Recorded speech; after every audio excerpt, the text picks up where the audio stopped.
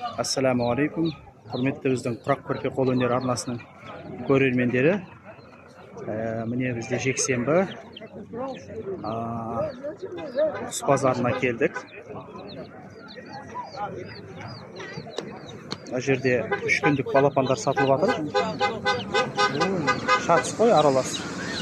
Крупный екен. 600 теңгеден дейді. Көптеу алса түсіріп береді екен. Көптеу алса. Тауықтар қаншадан көке? Сатылып кетті ме? Жақсы болған екен, Алла берекетін берсін.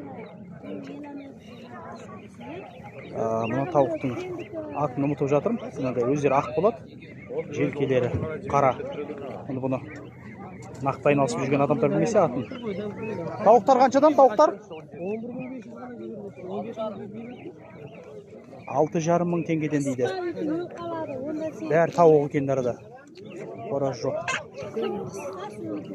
Енді атын білетін болсаңыздар, мына жаққа комментарийға жазып кетіңіздер.